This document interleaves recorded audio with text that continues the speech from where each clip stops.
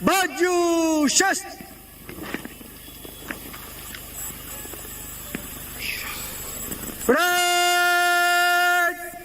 विश्राम।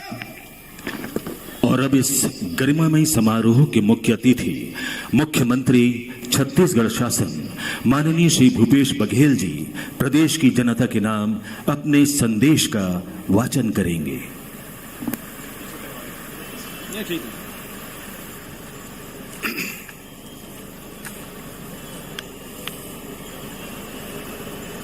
आमचो भारत चो सबले बड़े तिहार गणतंत्र दिवस बेरा आमचो सियान सजन आया दीदी भाई बहन मनला खूबे खूबे जोहार। आज आमचो संविधान के जय जयकार करतो दिन आए। आज सब रहतो बिता मानुक चो जय जयकार करतो दिन भले आए।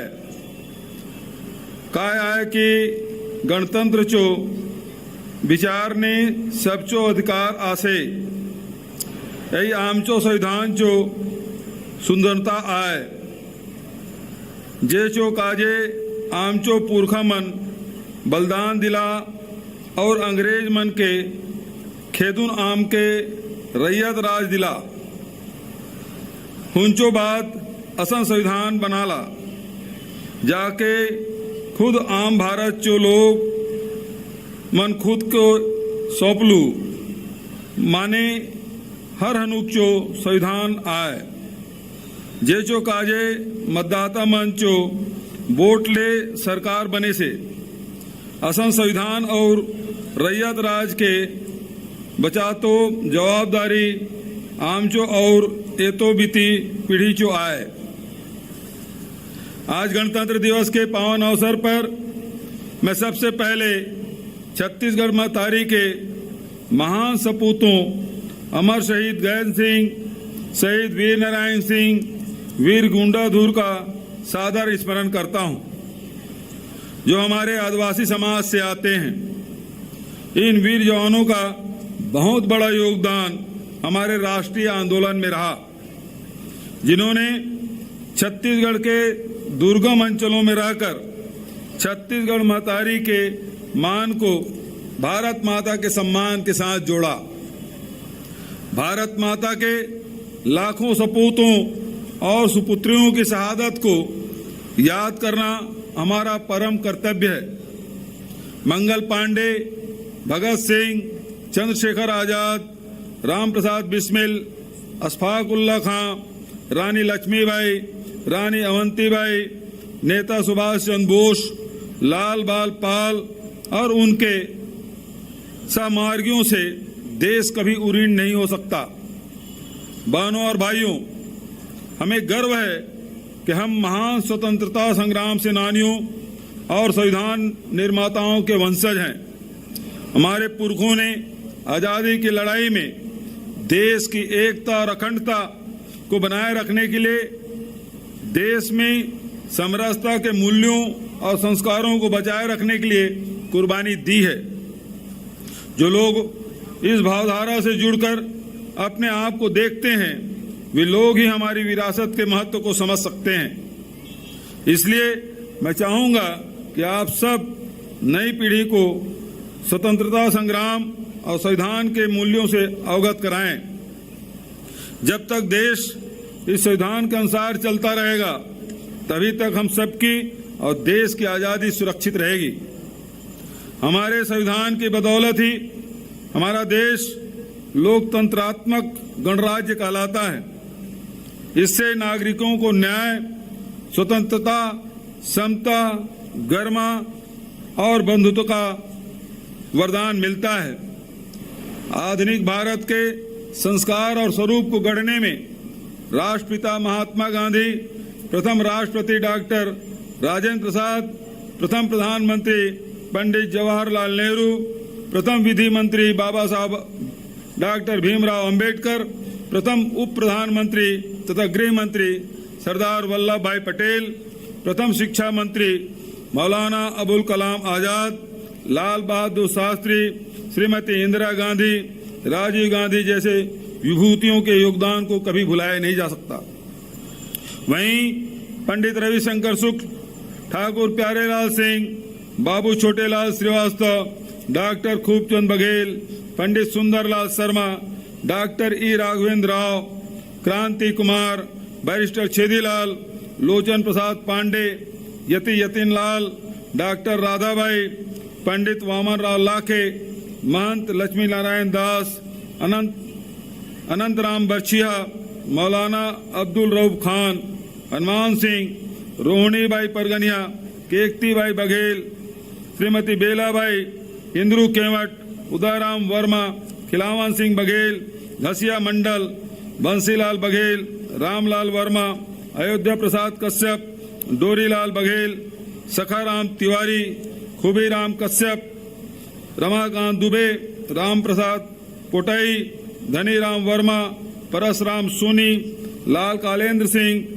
हेड़मा माझी, ध्रुवाराम माड़िया, असवाराम वर्मा, केजऊ कोटवार, दौलतराम साहू, रामेश्वर वर्मा, चुनगुराम वर्मा, लखन राम वर्मा, शिरा सिंह, निर्मल जैसे अनेक स्वतंत्रता संग्राम सेनानियों ने राष्ट्रीय आंदोलन में छत्तीसगढ़ की सक्रिय भागीदारी सुनिश्चित की थी।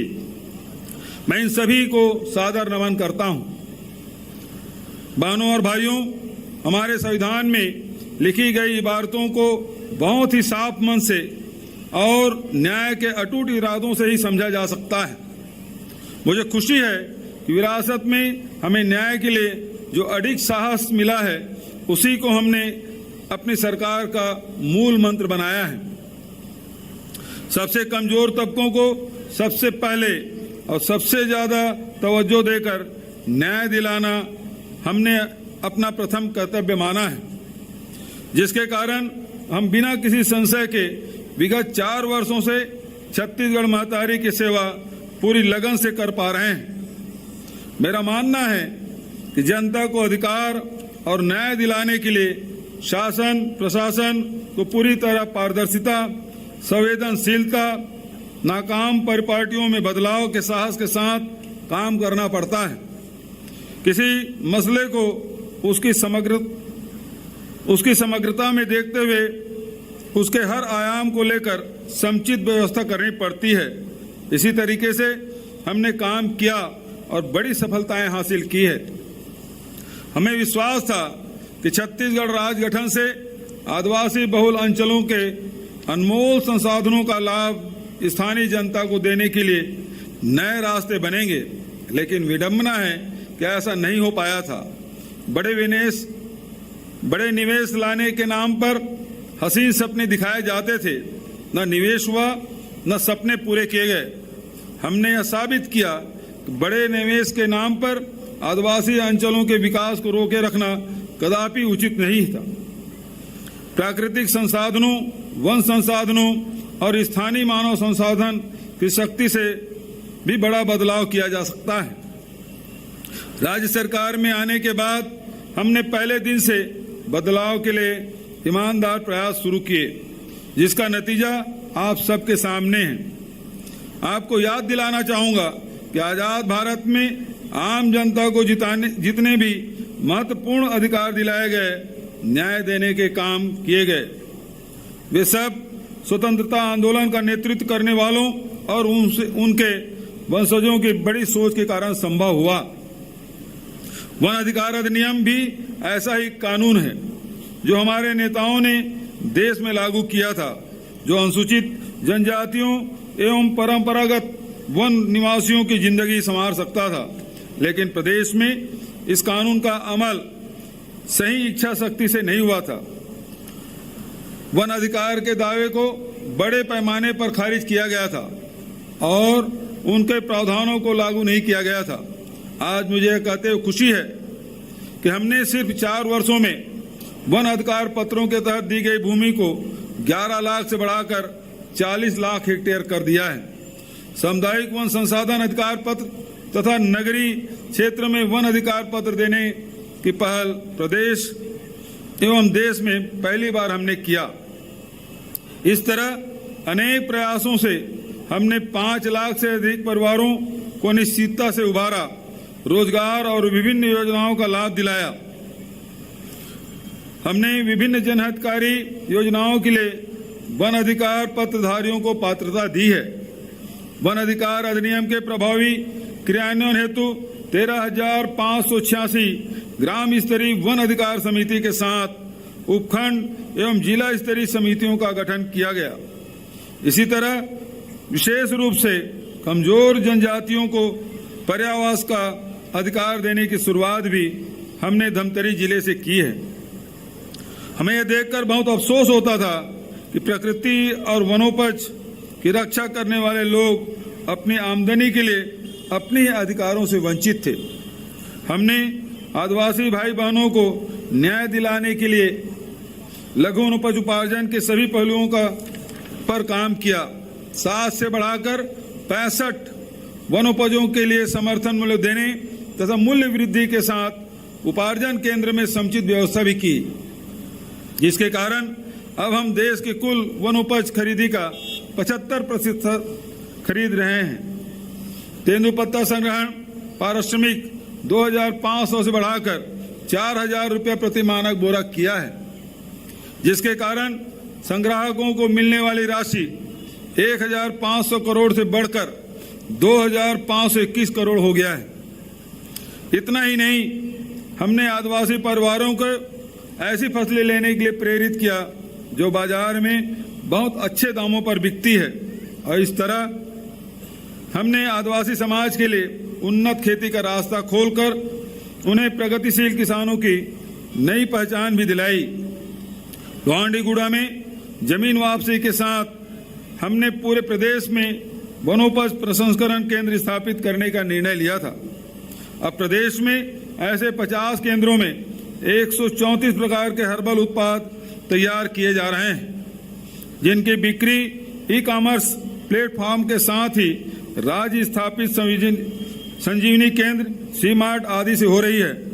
मात्र 4 वर्षों में प्रदेश के 112 विकास खंडों में भूमि का चिन्हांकन और 52 विकास खंडों में भूमि हस्तांतरण हो चुका है। प्रदेश में 562 खाद्य प्रसंस्करण इकाइयां स्थापित की जा चुकी है। लघु धान्य या मिलेट्स की ज्यादातर खेती वनांचलों में की जाती है, लेकिन उचित दाम व विपणन सुविधाओं के अभाव में इसका लाभ आदिवासी तथा ग्रामीण जनता को नहीं मिल पा रहा था। हमने मिलेट्स के साथ इसकी खेती करने वाले किसानों को भी मान दिलाया है। कोदो, कुटकी, रागी खरीदी के लिए समर्थन मूल्य घोषित किया है। इसे राजीव गांधी किसान न्याय योजना से भी जोड़ा गया। छत्तीसगढ़ मिलेट विशेष मिशन का गठन किया गया। 14 जिले में मिलेट्स की उत्पादकता सहित आवश्यक शोध व अनुसंधान हेतु MOU किया गया। मुझे विश्वास है कि मिलेट्स को लेकर देश और दुनिया में जो सकारात्मक वातावरण बना है, उसका लाभ छत्तीसगढ़ के आदिवासियों और किसानों को दिलाने के लिए हमने सही समय पर सही कदम उठा लिया है। हमने अनुसूचित जनजाति तथा अनुसूचित जाति व अन्य पिछड़े वर्ग के विकास के लिए नए नए उपाय किए हैं। आदर्श छात्रावास योजना, एकलव्य आदर्श आवासीय विद्यालय योजना, शिष्यवृत्ति योजना, छात्र भोजन सहाय योजना, राजीव उत्थान योजना, राजीव गांधी बाल भविष्य सुरक्षा योजना, जवाहर विद्यार्थी उत्कर्ष योजना जैसे अनेक प्रयासों से सहायता राशि, हितग्राहियों की संख्या और सुविधा में लगातार बढ़ोतरी किए जाने से विद्यार्थियों में नई आशा और विश्वास जागा है। राष्ट्रीय आदिवासी नृत्य महोत्सव, विश्व आदिवासी दिवस पर सार्वजनिक अवकाश व शहीद वीर नारायण सिंह संग्रहालय जैसे पहल से इन वर्गों का गौरव और आत्मविश्वास बढ़ाने में मदद मिली है। हमने देवगुड़ी तथा गोटुल के महत्व को आत्मसात करते हुए इनके विकास हेतु आर्थिक सहायता में भी बढ़ोतरी की है। विभिन्न परंपरागत काम करने वाले समुदायों की आय वृद्धि हेतु समुचित पहल करने के लिए मंडलों का गठन किया गया है। वहीं चिराग परियोजना के माध्यम से 14 आदिवासी बहुल जिलों में कृषि और इससे जुड़े अवसरों का लाभ स्थानीय लोगों को दिलाने का कार्य भी शुरू किया गया है। देश के जिन कानूनों का लाभ प्रदेश के आदिवासी समाज को राहत देने के लिए पूर्व में नहीं किया गया था, हमने उस दिशा में भी ठोस कदम उठाए हैं। पेशा कानून के लिए नियम बनाने के मामले में हम देश में 5वें राज्य बने हैं। जेल में बंद व अनावश्यक मुकदमेबाजी से टूट रहे आदिवासी परिवार को राहत व रिहाई दिलाने का वादा भी हमने निभाया है। आदिवासी बहुल अंचलों में बिजली, पानी, शिक्षा, स्वास्थ्य, राशन, पोषण, रोजगार, सड़क निर्माण, बस्तर फाइटर के बल में भर्ती जैसे बुनियादी जरूरतों को पूरा करने के लिए हमने विशेष रणनीति अपनाई, जिससे समस्याओं का समाधान तत्काल हो और लोगों को शासन प्रशासन की नजदीक उपस्थिति महसूस भी हो। समन्वित प्रयासों एवं एकीकृत योजनाओं से स्थल पर हल मिलना शुरू हुआ। नक्सलवाद की जड़ें भी कमजोर होती चली गई, जनजीवन सामान्य हुआ। 13 वर्षों से बंद 300 स्कूलों का जीर्णोद्धार और पुनः संचालन संभव हुआ। यही वजह है कि बस्तर अब नक्सलगढ़ नहीं बल्कि विकासगढ़ के रूप में नई पहचान पा रहा है। बस्तर में अब नियमित हवाई यात्रा की तरह नियमित विकास की ऊंची उड़ान भी देखने को मिल रही है। बहनों और भाइयों, छत्तीसगढ़ राज्य गठन से किसानों और ग्रामीणों के मन में यह उम्मीद जागी थी कि उनको आर्थिक स्वावलंबन के साथ सम्मान भी मिलेगा, लेकिन हकीकत में उन्हें धोखा ही मिला था। 4 साल पहले हमने यह बेड़ा उठाया कि धानी धरती के धानवान किसानों को धनवान बनाएंगे। 1.5 दशक तक उनके साथ हुए धोखों के दुखों को भुलाकर उन्हें खुशहाल जिंदगी का हकदार बनाएंगे। मुझे खुशी है हमने मात्र 4 वर्षों में धान खरीदी को 56,88,000 मीट्रिक टन से बढ़ाकर 1 करोड़ मीट्रिक टन से अधिक पहुंचा दिया और हर वर्ष एक नया कीर्तिमान स्थापित किया है। मैं कहना चाहता हूं कि इस उपलब्धि के पीछे कड़ी मेहनत और दृढ़ संकल्प का हाथ रहा है। उदाहरण के लिए 4 साल पहले समर्थन मूल्य पर धान बेचने वाले किसान हताश होने के कारण मात्र 15,77,000 किसानों ने पंजीयन कराया था, जो अब बढ़कर 25 लाख हो गया है। धान बेचने वाले पहले पंजीकृत रकबा मात्र 24,46,000 हेक्टेयर था, जो अब बढ़कर 32 लाख से अधिक हो गया है। खरीदी केंद्र की संख्या पहले मात्र 1,899 थी, जो अब बढ़कर 2,497 कर दी गई है। इसके अलावा बारदाने की कमी, टोकन, तौल भुगतान जैसी समस्याओं के कारण से किसानों को मंडी में बेहद अपमानजनक स्थिति का सामना करना पड़ता था। हमने ऑनलाइन टोकन शुरू किया और ऐसे अनेक इंतजाम किए जिससे धान खरीदी बहुत ही सम्मानजनक, शांति और व्यवस्थित तरीके से हो पाई। इस तरह सुविधा देने के कारण हम देश में सर्वाधिक किसानों का धान खरीदने वाले राज्य भी बने हैं। हमने संग्रहित धान को सीधे मिलिंग के लिए भेजने की नई व्यवस्था की, जिससे धान के नुकसान पर अंकुश लगा। वहीं मिलिंग क्षमता बढ़ने से हम केंद्रीय पूल में सबसे ज्यादा चावल देने वाले राज्य बन गए हैं।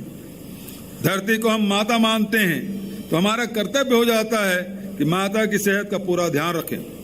रासायनिक जहर से माटी की शुद्धता को बचाएं। हमने तो नरवा गरवा घुरवा बारी की पहचान छत्तीसगढ़ के 4 चिन्हारी के रूप में की है और सुराजी गांव योजना के तहत इस चिन्हारी को बचाने, बढ़ाने, सजाने, संवारने और आने वाले पीढ़ी को अच्छी से अच्छी स्थिति में सौंपने के लिए बहुत बड़ा अभियान छेड़ा है। मुझे खुशी है कि हमारा यह काम सही दिशा में, सही गति से साथ चल रहा है। जगह जगह से भूमि जल स्तर बढ़ने की खबरें आ रही है। जैविक खाद और जैविक खेती को लेकर छत्तीसगढ़ ऊंची उड़ान भर चुका है। लगभग 28 लाख क्विंटल वर्मी कंपोस्ट के उत्पादन से हमारे गौठानों ने ऐसा बड़ा कीर्तिमान बनाया है कि जिसके सामने बड़ी बड़ी कंपनियां कहीं नहीं ठहरती। गौठान को हमने सामाजिक आर्थिक गतिविधियों का केंद्र बनाने का लक्ष्य रखा था।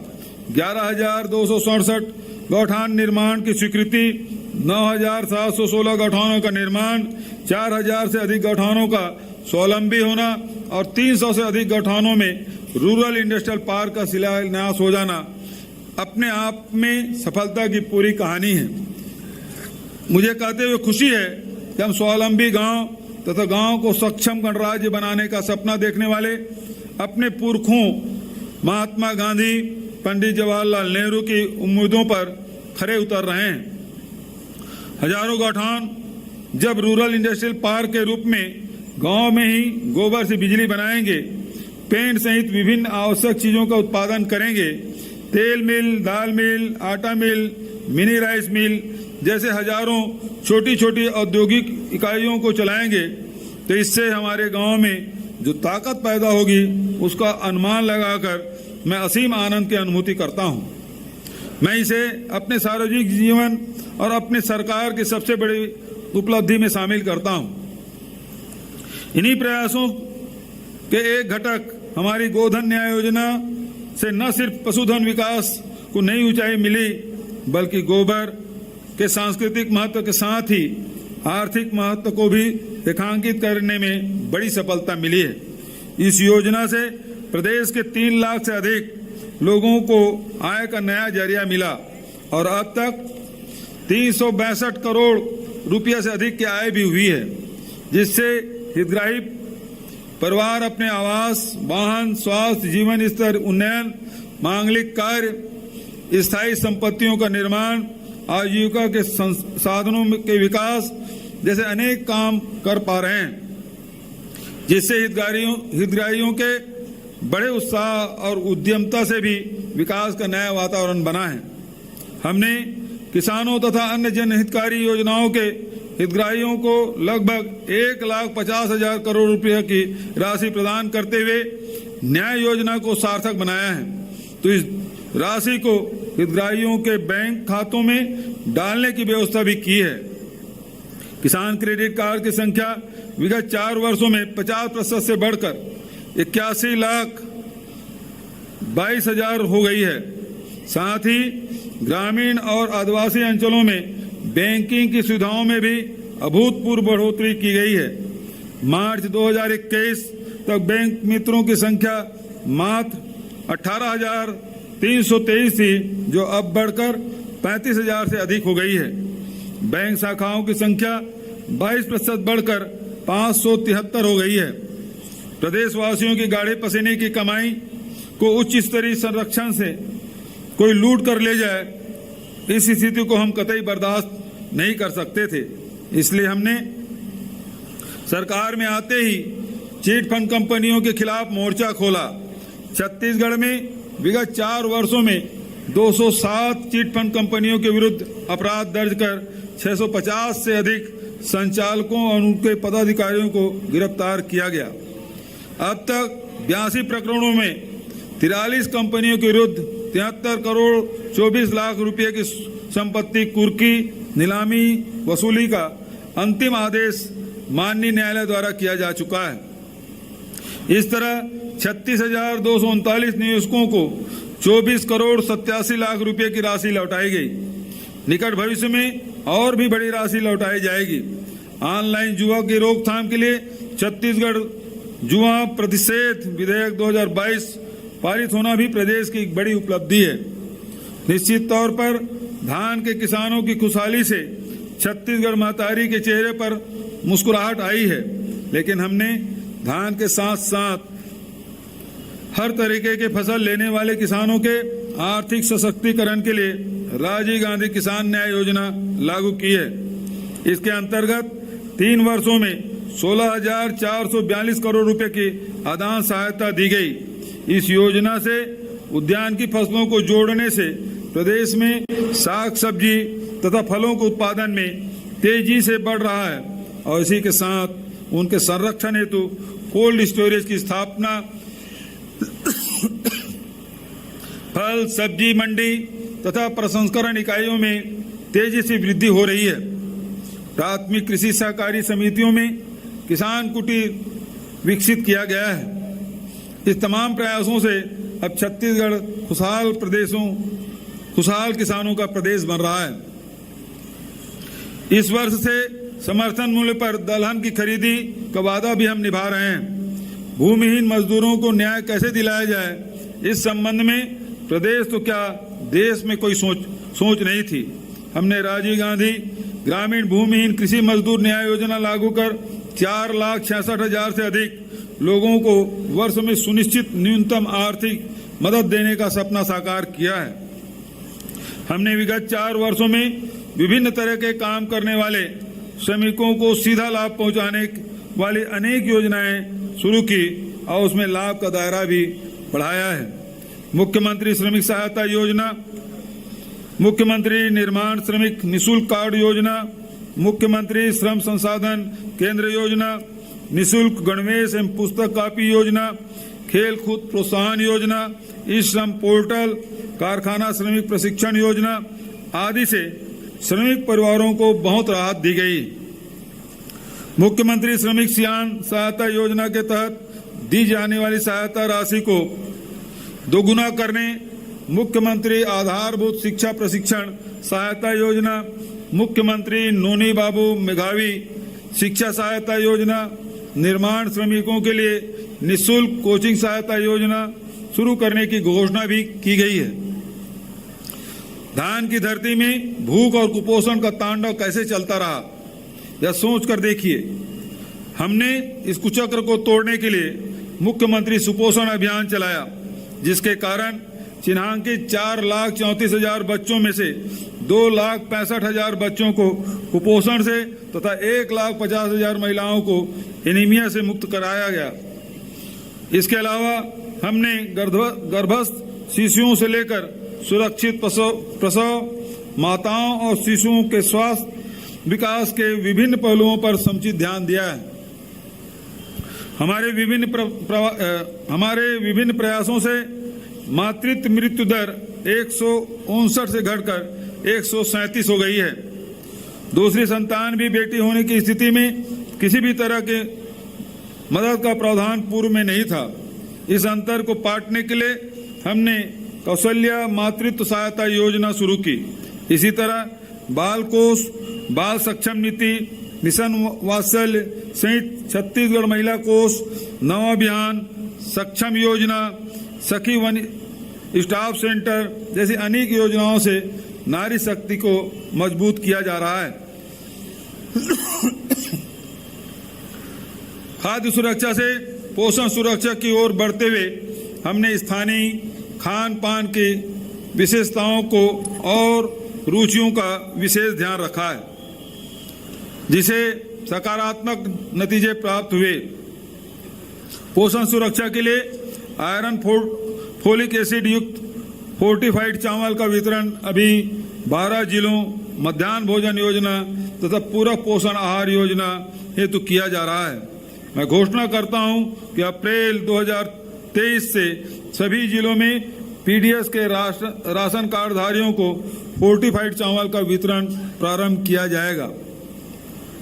छत्तीसगढ़ सरकार द्वारा 64 लाख अंत्योदय प्राथमिकता एकल निराश्रित एवं निःशक्त जन राशन कार्डधारियों को अप्रैल 2022 से दिसंबर 2022 तक निर्धारित मासिक पात्रता एवं अतिरिक्त पात्रता का चावल निःशुल्क वितरण किया गया।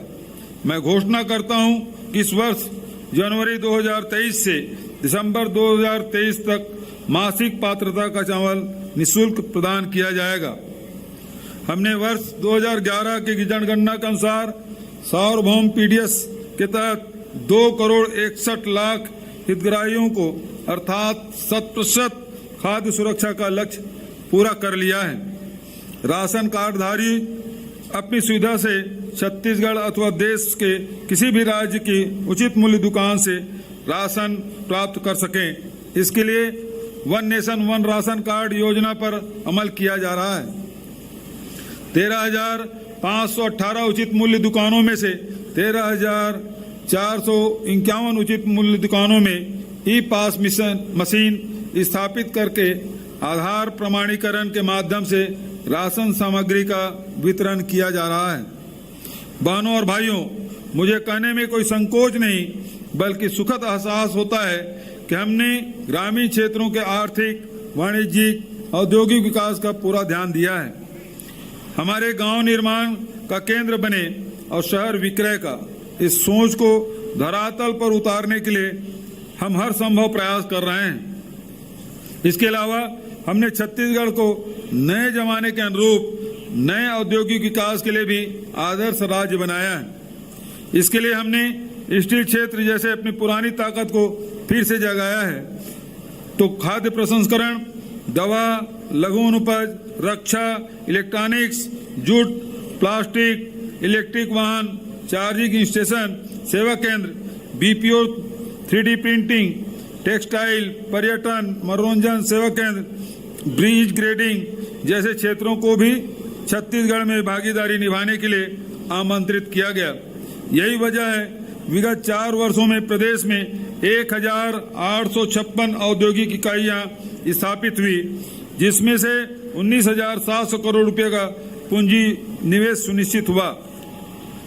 हमने शासन प्रशासन की सेवाएं आम जनता तक पहुंचाने के लिए जो घोषणाएं की थी उन सबको पूरा कर दिया है। विगत 4 वर्षों में हमने 6 नए जिले, 19 अनुभाग, 83 तहसीलों का गठन किया है। शासकीय सेवाओं को पुरानी पेंशन योजना, छत्तीसगढ़ सामान्य भविष्य निधि योजना का लाभ देने हेतु हम अपने निर्णय पर अडिग हैं और इसके लिए समुचित कदम उठाए जा चुके हैं। आम जनता को ऑनलाइन सेवाएं देने के लिए हमने लोक सेवा केंद्रों को सशक्त बनाया, जिसके कारण विगत 4 वर्षों में लगभग 1,14,00,000 आवेदनों का निराकरण इसी प्रणाली से किया गया। इसके अलावा परिवहन, नगरीय निकायों तथा विभिन्न शासकीय सेवाओं में पारदर्शिता के लिए ऑनलाइन प्रणाली को बढ़ावा दिया गया है, जिसका लाभ लाखों लोगों को हो रहा है। मुख्यमंत्री मितान योजना के तहत सभी 14 नगर निगमों में जनता के घर जाकर प्रमाण पत्र, लाइसेंस जैसे दस्तावेज उपलब्ध कराए जा रहे हैं, जिसका लाभ 40,000 से अधिक लोगों को मिला है। मेरा मानना है कि सेहत, समृद्धि और खुशहाली का सीधा रिश्ता होता है। कहा गया है एक स्वस्थ हजार नियामत, एक स्वास्थ्य हजार नियामत। हमारी सरकार ने जन स्वास्थ्य सुविधाओं को जन जन तक पहुंचाने के लिए युद्ध स्तर पर प्रयास किए हैं। नए अस्पताल खोलने, अस्पतालों के उन्नयन जैसे सारे योजनाबद्ध कार्य तेजी से हों, यह सुनिश्चित करने के साथ ही हमने हर हालत में समुदाय तक पहुंचाने की रणनीति अपनाई। इस तरह चलित चिकित्सालयों को हाट बाजारों, बसाहटों, तंग बस्तियों और उन सभी जगहों तक पहुंचाया गया जहां तत्काल आवश्यकता थी। जन स्वास्थ्य सुविधाएं नियमित प्रक्रियाओं के चक्कर में उलझकर विलंबित न हो, यह हमारी सबसे बड़ी चिंता थी। यही वजह है कि विगत 4 वर्षों में हमने मुख्यमंत्री हाट बाजार क्लिनिक योजना, मुख्यमंत्री शहरी स्लम स्वास्थ्य योजना, मुख्यमंत्री दाई दीदी क्लिनिक योजना, हमर लेव जैसी योजनाओं में से 1,90,00,000 से अधिक लोगों की स्वास्थ्य रक्षा की है। Shri Dhanvantari generic medical store योजना के तहत राज्य के 169 नगरीय निकायों में 193 दुकानें संचालित की जा रही है, जिसके माध्यम से 43 लाख से अधिक लोगों को 75 करोड़ रुपए से अधिक की बचत हुई है। धनराशि किसी के इलाज में रुकावट न बने, इसलिए हमने डॉक्टर खूबचंद बघेल स्वास्थ्य सहायता योजना और मुख्यमंत्री विशेष स्वास्थ्य सहायता योजना के माध्यम से बड़े पैमाने पर निःशुल्क चिकित्सा की व्यवस्था की है। 4 वर्ष पूर्व तक प्रदेश के विभिन्न अंचलों में जिस तरह से बीमारियां और महामारी फैली थी, उसे तत्काल प्रभाव से रोकने में हमें बड़ी सफलता मिली है। मलेरिया मुक्त छत्तीसगढ़ अभियान से प्रदेश में परजीवी सूचकांक 5.31% से घटकर 0.92% हो रहा गया है। यह सुनिश्चित कर रहे हैं कि नवा छत्तीसगढ़ स्वस्थ छत्तीसगढ़ के रूप में अपनी नई पहचान बनाए। हमने शिक्षा के माध्यम से राज्य की नई पीढ़ी को सक्षम बनाने की दिशा में भी क्रांतिकारी उपाय किए हैं। पहली कक्षा की पढ़ाई मातृभाषा से शुरू करने के लिए राज्य व्यापी भाषाई सर्वे करने वाले हम पहले राज्य हैं। बस्तर के गांव-गांव में कहानी उत्सव के माध्यम से भाषा में शिक्षा देने के अभियान को गति दी गई है। सरकारी शालाओं के बच्चों का आत्मबल बढ़ाने और उनकी प्रतिभा को संवारने हेतु पब्लिक स्कूलों से बेहतर अधोसंरचना विकसित करने की दिशा में हम तेजी से आगे बढ़ रहे हैं। स्वामी आत्मानंद उत्कृष्ट अंग्रेजी माध्यम के 247 शालाओं और हिंदी माध्यम के 32 शालाओं का संचालन किया जा रहा है, जिसमें 2,15,000 बच्चे को प्रवेश मिला है। आगामी सत्र में 422 नई शालाओं को उत्कृष्टता के इस अभियान में शामिल करने की तैयारी की जा रही है। सुघर पढ़वैया योजना भी शुरू की गई है, जिसमें विद्यालयों को शैक्षिक उन्नयन में भागीदार बनाकर पुरस्कारों की घोषणा की गई है। अल्प समय में ही 22,000 से अधिक अर्थात 51% विद्यालयों ने इस योजना में शामिल होने की अनुमति देकर बड़े सुधार की दिशा में कदम उठा लिया है। मैं अपील करता हूं, सभी विद्यालय अपनी सहमति प्रदान करें। लंबे समय से जिन शासकीय शालाओं की मरम्मत अथवा जीर्णोद्धार नहीं किया जा सका था, इसके लिए हमने 780 करोड़ रुपया का प्रावधान किया है, ताकि तत्काल यह कार्य हो सके। उस शिक्षा को हमने युवाओं के अनुशासन, संस्कार और उसके रोजगार की क्षमता बढ़ाने के नजरिए से देखा और समुचित कदम उठाए हैं। आवश्यकता के अनुरूप हमने सहशिक्षा और बालिकाओं के लिए विशेष महाविद्यालय शुरू किए तथा सीटों में भी बड़े पैमाने पर बढ़ोतरी की है। इससे मुझे यह कहते हुए खुशी है कि महाविद्यालयों में सकल नामांकन अनुपात 5 गुना बढ़ गया है, वहीं छात्राओं की संख्या 2 गुनी से अधिक हो गई है। इस तरह उस शिक्षा के क्षेत्र में बेटियों को आगे बढ़ना एक बड़ी उपलब्धि है।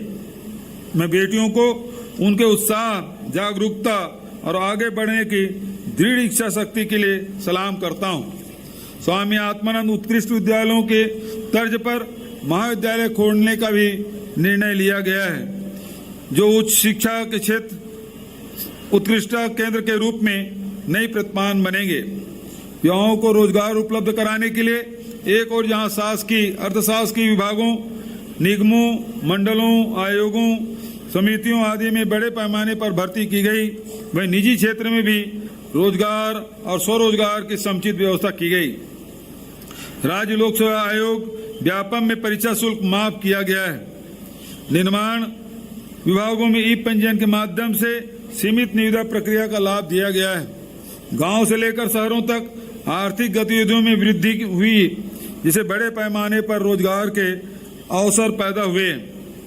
इस तरह छत्तीसगढ़ में बेरोजगारी दर 0.1% के न्यूनतम स्तर तक लाने में मिली सफलता का श्रेय मैं राज्य के विकास में भागीदार बने आप सभी लोगों को देता हूं। मैं कहना चाहता हूं कि व्यापक जनभागीदारी, नवाचार, समावेशी विकास की हमारी रणनीति से बना छत्तीसगढ़ मॉडल अब देश को सही दिशा दे रहा है।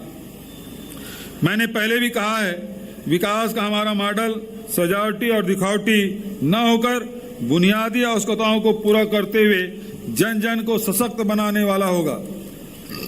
इसी सोच में हमने अधोसंरचना विकास को भी ढाला है, जिसका निर्माण समय सीमा में पूर्ण हो, जिसका लाभ जनता को तत्काल मिलना शुरू हो।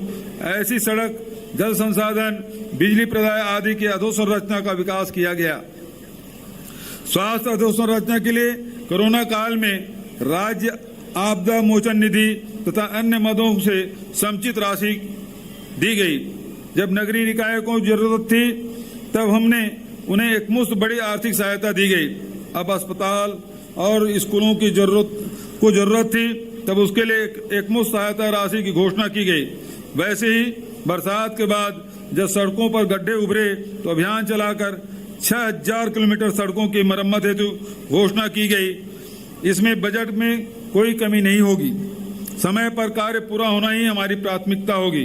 प्रधानमंत्री आवास योजना ग्रामीण के अंतर्गत वर्ष 2020 तक 9,39,335 आवासों की स्वीकृति देकर 8,00,000 33,488 का निर्माण पूरा हो चुका है तथा शेष का निर्माण शीघ्र पूरा कर दिया जाएगा।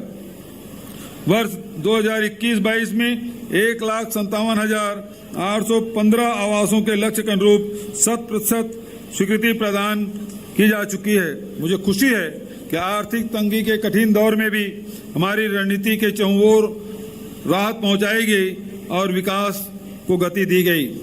बहनों और भाइयों, 26 जनवरी 2024 को हम 75वां गणतंत्र दिवस मनाएंगे। यह हमारे गणतंत्र का अत्यंत गौरवशाली पड़ाव होगा। जैसा कि मैंने पहले भी कहा है, गणतंत्र जन जन के अधिकारों और गौरव का दिन है।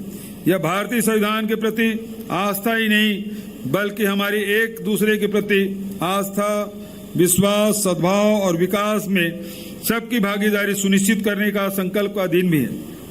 इसलिए मैं आप सब से आह्वान करता हूं कि संविधान के सिद्धांतों, मूल्यों और पालन के प्रति अपनी प्रतिबद्धता को मजबूत बनाने की दिशा में रचनात्मक कार्यों का सिलसिला सभी लोग अपने अपने स्तरों पर शुरू करें।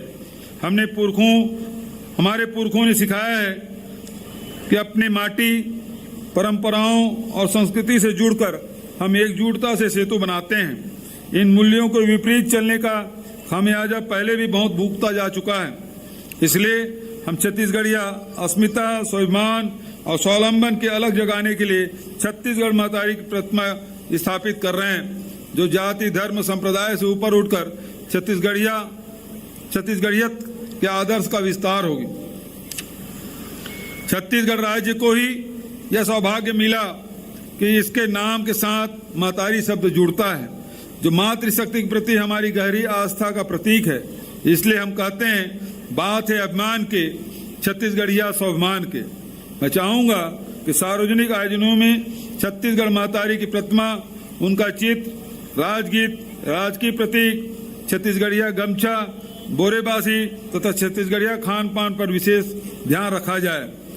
छत्तीसगढ़िया त्योहारों पर घोषित किए गए सार्वजनिक अवकाश का उपयोग त्योहार के महत्व के अनुरूप में आयोजन किया जाए। छत्तीसगढ़िया ओलंपिक के माध्यम से पारंपरिक ग्रामीण खेलों के प्रति चेतना जगाने और आपसी सद्भाव को मजबूत बनाने में हमें अपार सफलता मिली है। इससे बने वातावरण से प्रदेश में खेल अधोसंरचना के विस्तार के अभियान को गति मिलेगी और तथा इसका लाभ युवाओं को खेल कूद में भी बड़ी सफलता के रूप में मिलेगी। मुझे विश्वास है कि हमारे विकास के हमारे छत्तीसगढ़ मॉडल ने प्रदेश के जीवन स्तर, उन्नयन, समृद्धि, खुशहाली और स्वावलंबन की दिशा में जो उपलब्धियां दिलाना शुरू की है, वह सभी प्रारंभिक दौर में ही है। इसे बहुत ऊंचाइयों और कई शिखरों पर जाने की संभावना है। मुझे पूरा विश्वास है आप सबके सहयोग, समर्थन और भरोसे से की पूंजी से हम छत्तीसगढ़ को देश का सबसे समृद्ध और खुशहाल राज्य बनाने में सफल होंगे। आज इस अवसर पर मैं कुछ घोषणाएं करना चाहता हूं। मुख्यमंत्री आदिवासी पर्व सम्मान निधि छत्तीसगढ़ के आदिवासी समाज की संस्कृति एवं पर्वों के संरक्षण के लिए राज्य सरकार कटिबद्ध रही है। मैं इस क्रम में घोषणा करता हूं कि आगामी वित्त वर्ष से सरकार बस्तर संभाग, सरगुजा संभाग एवं प्रदेश के अनुसूचित क्षेत्रों में आदिवासी समाज के पर्वों के उत्तम आयोजन के लिए प्रत्येक ग्राम पंचायत को 10,000 रुपये प्रति वर्ष प्रदान करेगी। मैं घोषणा करता हूं कि अगले वित्तीय वर्ष से बेरोजगारों को हर महीने बेरोजगारी भत्ता दिया जाएगा।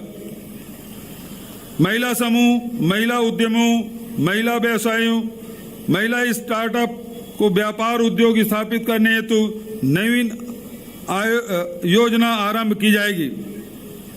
मैं घोषणा करता हूं कि छत्तीसगढ़ की संस्कृति और विरासत को सहेजने और संजोने के बाद छत्तीसगढ़ को प्रगति के पथ पर अनवरत आगे बढ़ाने के लिए राज्य में छत्तीसगढ़ राज्य नवाचार आयोग का गठन किया जाएगा। रायपुर एयरपोर्ट में यात्री सुविधाओं को बढ़ावा देने, एयरपोर्ट क्षेत्र के वाणिज्यिक विकास और रोजगार सृजन के लिए मैं स्वामी विवेकानंद विमानतल के पास एरो सिटी विकसित किए जाने की घोषणा करता हूं। मैं घोषणा करता हूं कि छत्तीसगढ़ में कुटीर उद्योग आधारित ग्रामीण अर्थव्यवस्था को सुदृढ़ बनाने, रोजगार और लोगों के आय बढ़ाने के लिए ग्रामीण उद्योग नीति बनाई जाएगी। उद्योग विभाग द्वारा विकसित औद्योगिक क्षेत्र में स्थित इकाइयों को संपत्ति कर से उद्योग विभाग द्वारा विकसित औद्योगिक क्षेत्र में स्थित इकाइयों को संपत्ति कर के भार से मुक्त किया जाएगा। रायपुर और दुर्ग जिले के जीवनदायिनी और जन आस्था का केंद्र खारून नदी व्यापार और मनोरंजन का भी एक महत्वपूर्ण केंद्र है। खारून नदी पर उत्कृष्ट रिवर फ्रंट विकसित करने की घोषणा मैं करता हूं। बिजली बिल हाफ योजना को मिले उत्कृष्ट प्रतिसाद के बाद मैं घोषणा करता हूं कि बिजली उपभोक्ताओं की सुविधाओं के लिए अत्याधुनिक ऑनलाइन शिकायत एवं निराकरण प्रणाली विकसित की जाएगी। छत्तीसगढ़ भवन अन्य सन्निमान कर्मकार कल्याण मंडल में लगातार 3 साल पंजीकृत निर्माणी श्रमिकों को स्वयं मकान बनाने हेतु 50,000 रुपये अनुदान देने की नई योजना लाई जाएगी। छत्तीसगढ़ की जनता की अगाध आस्था भांचाराम माता कौशल्या में है। मैं घोषणा करता हूं कि प्रत्येक वर्ष राष्ट्रीय रामायण मानस मंडल महोत्सव का आयोजन करवाएंगे।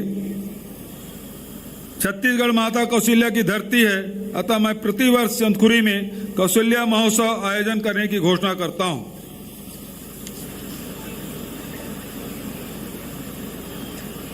आदरणीय साथियों, हम सब मिलकर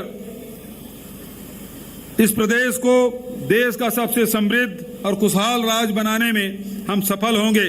स्वतंत्रता जिंदाबाद, लोकतंत्र जिंदाबाद, संविधान जिंदाबाद, छत्तीसगढ़ मातारी की जय हिंद, जय हिंद, जय हिंद।